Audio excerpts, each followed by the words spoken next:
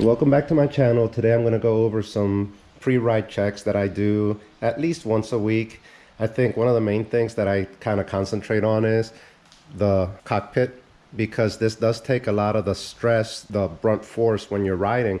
You know, that suspension's up there doing its job, but you're putting a lot of your weight pulling, pushing on these bars, and a lot of vibrations there. So I always check, make sure all my bolts are tight. Of course, I always check my wheels, make sure they're tight, front and rear. The brake calipers, I'll check maybe once a month, as well as my seat clamp. I'll kind of check it every once in a while, maybe every few weeks. But the other thing is, when you are putting your bike together, you really need a torque wrench to do all this, right? So I'm going to do like a hybrid video. I'm going to go over the things to check. I'm going to go over conversion charts, how to use a torque wrench, and I'm going to put a guide to basic torque values that you would use on a mountain bike. Remember, it's just a guide. Always check manufacturer's recommendations for your particular equipment.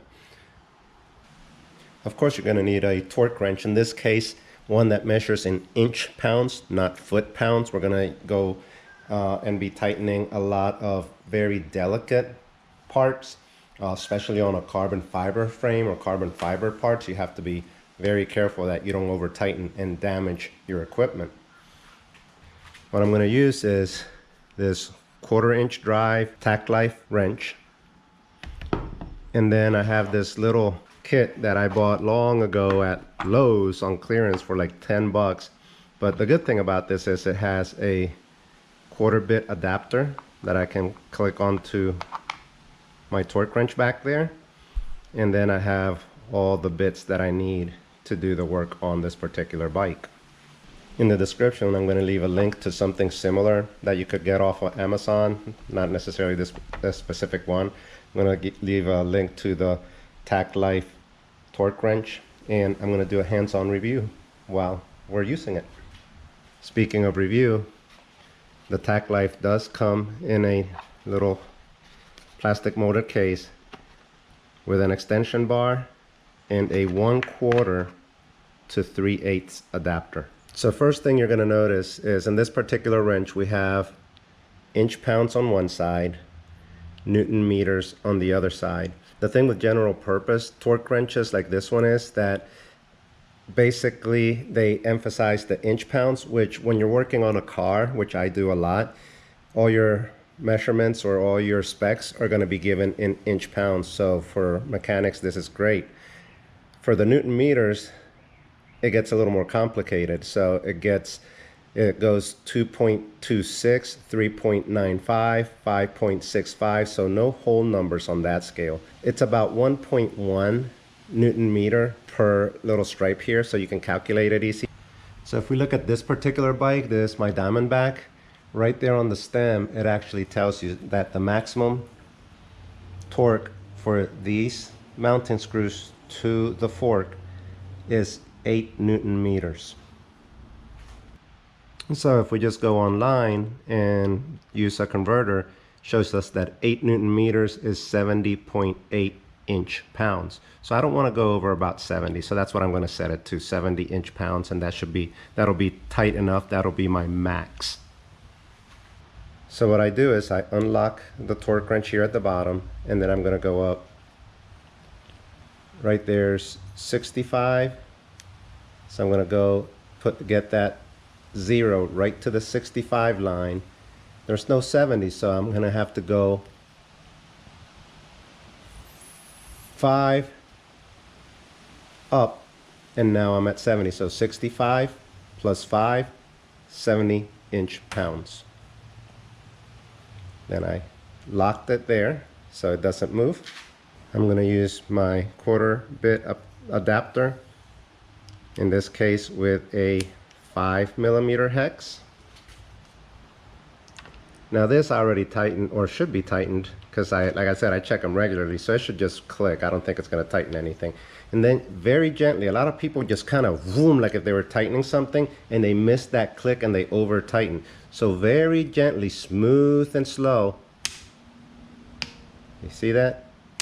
As soon as it gives, you stop. So that one's set. Go to the other side and Same thing. Tighten. So just make sure all your bolts are tightened to spec. Now for the handlebar clamp, it says 6 Newton meters is the max. And this one actually tells you, it also said it down there for the other clamp, that it is 53 inch-pounds. So that makes it easy. This one, it said 71. I just set it to 70. They round off, you know. 0.1 inch-pound is not going to make much of a difference. So I can just set this to 53. There's the 50 there at the 0. 1, 2, 3. So 50 plus 3, 53. Of course. Lock it in. And now this one actually tightened. So the other thing is, so this does seem to be a little looser than it's supposed to be. Now again, that's the max. So yeah, maybe it was tight enough, but let's take it to what it's supposed to be. What I like to do, I don't know if you noticed, that one tightened some, so I went down diagonal to the next one. It's always good to do these crossed so that the tension is even. You don't want to just tighten until it clicks, and then tighten until it clicks, and then, you know, your forces are kind of off. So this one, that one actually clicks. So now I'm going to go across and keep tightening. So that first bolt was a little loose. Oh, the top bolts are a little loose because that one also tightened some.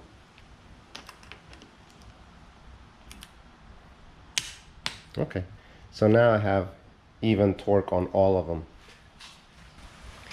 And you would do the same for your clamp bolt. My clamp bolt actually says 5 Newton meter max on the back. You can check your brake bolts. I tend to do those about once a month, and those I believe are 6 to 8 Newton meters. It'll be on the little guide that I put on.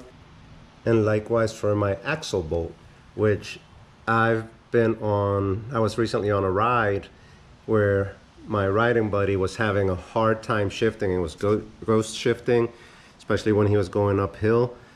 We checked his derailleur, his settings, everything seemed to be fine. What it turned out to be is this had come loose, and the play on the wheel with the axle made it shift, you know, messed up the shifting. So it's very important. I was watching one long ago, BKXC videos. He had the exact same problem during a race. He was having shifting problems, and it turned out to be his bolt, his hub bolt there. Now for some bolts, such as the crank bolt here, you will need a 3/8 inch torque wrench instead that measures in foot-pounds. This goes up to 54 Newton meters. So for that, I would use a 3/8 inch wrench instead. Get it in there. In this case, it's an 8 millimeter bolt, and then torque it down to specs. And the crank bolt is one of those that I check regularly. It can come loose. It takes, of course, a lot of abuse. So, well, the bottom bracket does, and the axle. So it's always good to check that one pre-ride. Now, once you're done adjusting all the parts on your bike, of course, put your equipment away. That's where a nice little case comes in handy. Make sure you always store your torque wrench in the lowest setting, so unlock. And the lowest setting for this one in inch-pounds is 20. So there's the 20. I'm going to zero in right there. Lock it. And that's how you're going to store it, always in the lowest setting. So as always, thanks for watching. Leave some comments below. Give it a like if you like it. Subscribe if you want to check out some of my videos. If you're not sure, just check out some of the playlists. And then subscribe if you like some of the videos. I have a lot of how-to videos on bikes as well as other things, because I put a little bit of everything in my channel. So again, thanks for watching, and leave comments or questions below.